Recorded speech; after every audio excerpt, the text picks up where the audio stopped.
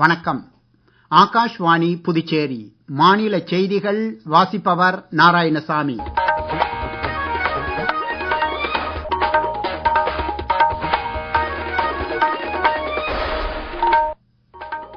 தலைப்புச் செய்திகள்.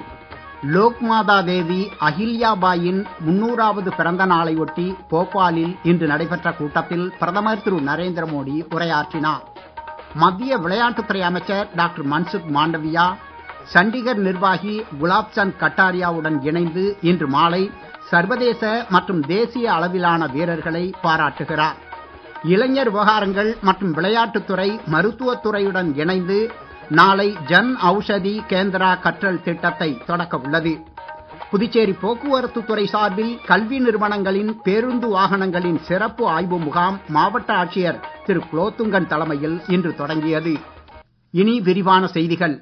மத்திய பிரதேச மாநிலம் போபாலில் உள்ள ஜம்பூரி மைதானத்தில் இன்று நடைபெற்ற லோக்மாதா தேவி அஹில்யாபாயின் 300வது பிறந்த நாளையொட்டி ஏற்பாடு செய்யப்பட்ட பெண்கள் அதிகாரமளிப்பு மகா சம்மேளனத்தில் பிரதமர் திரு நரேந்திர மோடி இன்று கலந்து கொண்டு உரையாற்றினார்.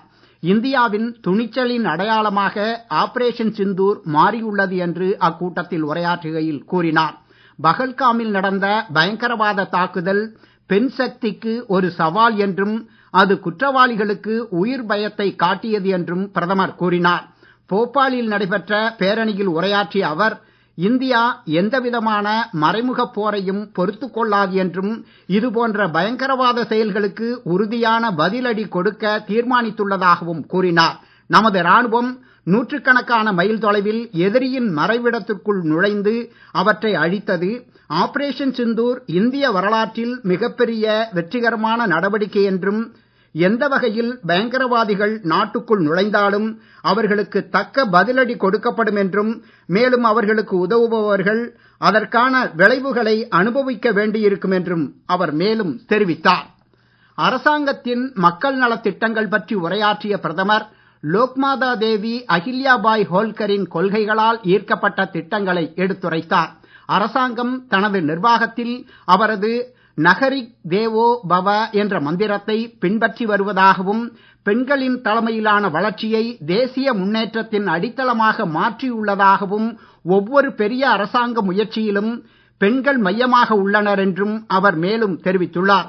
பிரதமர் தமது உரையில் நவீன தொழில்நுட்பத்திலிருந்து பெண்கள் ஒதுக்கி வைக்கப்பட்டிருந்த காலத்தை விட்டு இந்தியா நகர்ந்தது என்றும் இன்று விவசாய தொழில்நுட்பம் போன்ற துறைகளில் பெண்கள் முன்னணியில் உள்ளனர் என்றும் நமோ ட்ரோன் தீதி பிரச்சாரம் போன்ற முயற்சிகள் அவர்களின் மன உறுதியையும் வருமானத்தையும் அதிகரிக்கிறது என்றும் அவர் குறிப்பிட்டார். ஆபரேஷன் சிந்தூர் நடவடிக்கையின் வெற்றியை நாம் கொண்டாடி வரும் வேளையில் இந்திய படையினரின் வீரத்தை நாடே போற்றுகிறது. இந்திய படையினருக்கு புகழாரம் சூட்டும் வகையில் ஆகாஷ்வாணி செய்திப்பிரிவு சிறப்பு தொடர் ஒன்றை ஒளிபரப்பி வருகிறது. அந்த வரிசையில் ஐநா பாதுகாப்பு படையின் ஒரு பகுதியாக இந்தியாவிலிருந்து காங்கோ சென்ற படைக்குழுவில் இடம்பெற்று 1961ஆம் ஆண்டு காங்கோவில் ஏற்பட்ட உள்நாட்டுப் போர் போன்ற நிலவரத்தில் உயிர்த்தியாகம் செய்து பரம்வீர் சக்ரா விருது பெற்ற கேப்டன் குர்பச்சன் சிங் சலாரியா குறித்து ஒரு செய்தி தொகுப்பு. 1935ஆம் ஆண்டு பஞ்சாப் மாநிலம் குர்தாஸ்பூரில் பிறந்த கேப்டன் குர்பச்சன் சிங் சலாரியா 1957இல் 1வது கூர்கா ரைபிள் படைப்பிரிவில் சேர்க்கப்பட்டவர் ஆவார். காங்கோவில் ஐநா அமைதி காக்கும் படைக்கான இந்திய படைக்குழுவில் இடம்பெற்ற கேப்டன் சலாரியா 1961ஆம் ஆண்டு டிசம்பரில் முக்கியமான ஒரு ராணுவ நடவடிக்கையின் போது அசாதாரண துணிச்சலை வெளிப்படுத்தினார். பெல்ஜியம் வெளியேறியதைத் தொடர்ந்து காங்கோவில் உள்நாட்டுப் போர் மூண்டதால் அமைதியை மீட்க ஐநா தலையிட்டு நடவடிக்கை எடுத்தது. பிரிவினைவாத கட்டான்ஜிஸ் படைகளின் வன்முறையை முடிவிற்கு கொண்டு வர ஐநா பாதுகாப்பு சபை முயன்ற போது பிரிவினைவாதிகளின் தலைவர் மோயிஸ் ஷோம்பே ஐநா படையினருக்கு எதிரான வன்முறைகளை ஆதரித்தார். டிசம்பர் 5ஆம் தேதி எலிசபெத்துவில் விமானப்படை தளம் அருகே ராணுவ நிலை ஒன்றை வலுப்படுத்தும் பணிக்கு அனுப்பப்பட்ட படைக்குழுவிற்கு கேப்டன் சலாரியா தலைவராக இருந்தார். அங்கு செல்லும் பாதையை கட்டான்ஜிஸ் துருப்புகள் முற்றிலுமாக மறித்து 2 கவச வாகனங்களுடன் 90 பேரை காவலுக்கு நிறுத்தியிருந்தன. எதிரிகளின் வலுவும் துப்பாக்கி தாக்குதலும் பலமாக இருந்த போதிலும் கேப்டன் சலாரியா அதையும் மீறி நேரடி தாக்குதலில் இறங்கினார். துப்பாக்கி முனை ஈட்டி, குக்ரி குருவால், ராக்கெட் லான்ச்சர் மற்றும் கையெறி குண்டுகளுடன் கேப்டன் சலாரியா மற்றும் அவரது படையினர் எதிரி படையைச் சேர்ந்த 40 பேரை கொன்று கவச வாகனங்களையும் அழித்ததால் எஞ்சியிருந்த எதிரி படையினர் அச்சத்தில் சிதறி ஓடினர். இந்நடவடிக்கையின் போது எதிரிகளின் துப்பாக்கிச் சூட்டில் பலமாக காயமடைந்த நிலையிலும் மயங்கி விழும் வரை போர்க்களத்தில் நின்று போராடிய கேப்டன் சலாரியா பின்னர் காயங்களுக்கு பலியாக நேரிட்டது. அவரது உறுதியான செயல்பாடுகள் காரணமாகவே எலிசபெத்துவில் பகுதியில் இருந்த ஐநா தலைமையகத்தை எதிரிகள் சுற்றி வளைக்காமல் தடுக்க முடிந்தது. இத்தகைய அசாதாரண துணிச்சல் மற்றும் தலைமை பண்புக்காக கேப்டன் குர்பச்சன் சிங் சலாரியாவுக்கு மரணத்திற்கு பிந்தைய முறையில் பரம்வீர் சக்ரா விருது வழங்கப்பட்டது.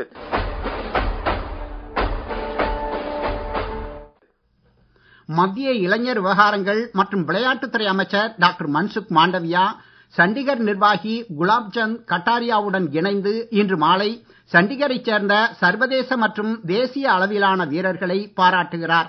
செக்டார் 42 உள்ள பெண்கள் முதுகலை கல்லூரியில் நடைபெறும் விழாவில் 8 சர்வதேச மற்றும் 479 தேசிய அளவிலான வீராங்கனைகள் கௌரவிக்கப்பட உள்ளனர்.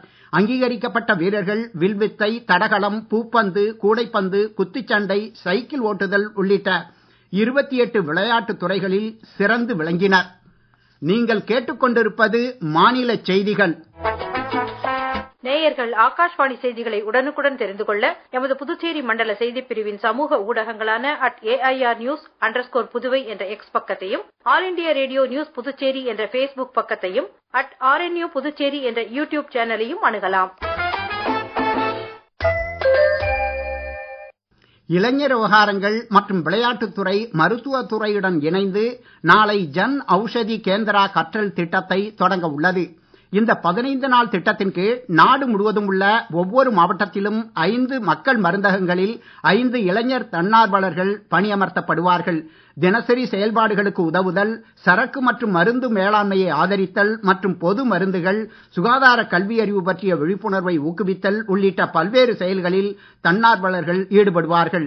இத்திட்டம் நேரடி கற்றலை ஊக்குவிப்பது மட்டுமல்லாமல் சேவை, ஒழுக்கம் மற்றும் சமூகம் சார்ந்த தொழில்முறை ஆகியவற்றின் மதிப்புகளை வளர்க்கும் என்று அமைச்சகம் தெரிவித்துள்ளது.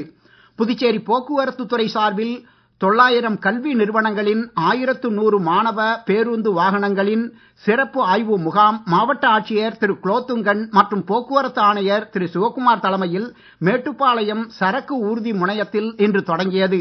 நாளை வரை நடைபெறும் இந்த சிறப்பு முகாமில் ஆய்வு செய்யப்பட்டதற்கு அடையாளமாக வாகனங்களில் ஸ்டிக்கர் ஒட்டப்பட்டன. இதற்கென போக்குவரத்து துறையில் வாகன ஆய்வாளர்கள், உதவி வாகன ஆய்வாளர்கள் தலைமையில் 4 குழுக்கள் அமைக்கப்பட்டுள்ளன. பள்ளி மற்றும் கல்லூரி வாகனங்களின் ஓட்டுநர்களுக்கு தீயணைப்புத் துறையின் மூலமாக தீயை கட்டுப்படுத்தும் கருவியை பயன்படுத்தும் செயல்முறை விளக்கம் இம்முகாமில் காண்பிக்கப்பட்டது.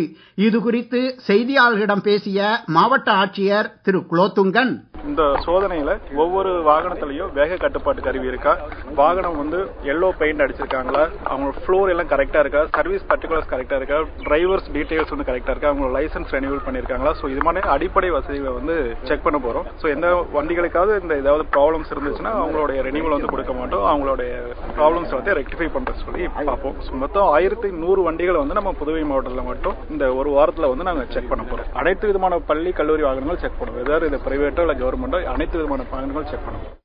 புதுச்சேரி அரசு சுகாதாரம் மற்றும் குடும்ப நலத்துறையின் தேசிய புகையிலை கட்டுப்பாட்டு திட்டம் மற்றும் மாவட்ட ஆட்சியர் அலுவலகம், பள்ளி கல்வித்துறை, தேசிய வாயு சுகாதார திட்டம் இணைந்து நடத்தும் உலக புகையிலை ஒழிப்பு தின விழிப்புணர்வு கலை நிகழ்ச்சி இன்று மாலை 6 மணி முதல் 9 மணி வரை கடற்கரை சாலை காந்தி திடலில் நடைபெறுகிறது. புகையிலை மற்றும் போதைப் பொருட்களின் தீமைகள் பற்றிய விழிப்புணர்வை ஏற்படுத்தவும் புகையிலை இல்லா வாழ்வை ஊக்குவிக்கவும் நோக்கமாக கொண்டு இந்நிகழ்ச்சி நடைபெறுகிறது. மேற்கு திசை காற்றின் வேக மாறுபாடு காரணமாக நாளை முதல் வரும் ஜூன் 6ஆம் தேதி வரை அடுத்த 6 நாட்களுக்கு தமிழகத்தின் ஓரிரு இடங்களிலும் புதுச்சேரி மற்றும் காரைக்கால் பகுதிகளிலும் லேசானது முதல் மிதமான மழை பெய்யக்கூடும் என்று சென்னை வானிலை ஆய்வு மையம் தெரிவித்துள்ளது. மீண்டும் தலைப்புச் செய்திகள். லோக்மாதா தேவி அஹில்யாபாயின் 300வது பிறந்த நாளையொட்டி போபாலில் இன்று நடைபெற்ற கூட்டத்தில் பிரதமர் திரு நரேந்திர மோடி உரையாற்றினார். மத்திய விளையாட்டுத்துறை அமைச்சர் டாக்டர் மன்சுக் மாண்டவியா சண்டிகர் நிர்வாகி குலாப்சந்த் கட்டாரியாவுடன் இணைந்து இன்று மாலை சர்வதேச மற்றும் தேசிய அளவிலான வீரர்களை பாராட்டுகிறார். இளைஞர் விவகாரங்கள் மற்றும் விளையாட்டுத்துறை மருத்துவத்துறையுடன் இணைந்து நாளை ஜன் ஔஷதி கேந்திரா கற்றல் திட்டத்தை தொடக்க உள்ளது. புதுச்சேரி போக்குவரத்து துறை சார்பில் கல்வி நிறுவனங்களின் பேருந்து வாகனங்களின் சிறப்பு ஆய்வு முகாம் மாவட்ட ஆட்சியர் திரு குலோத்துங்கன் தலைமையில் இன்று தொடங்கியது. இத்துடன் இந்த செய்தி அறிக்கை நிறைவு பெறுகிறது. வணக்கம்.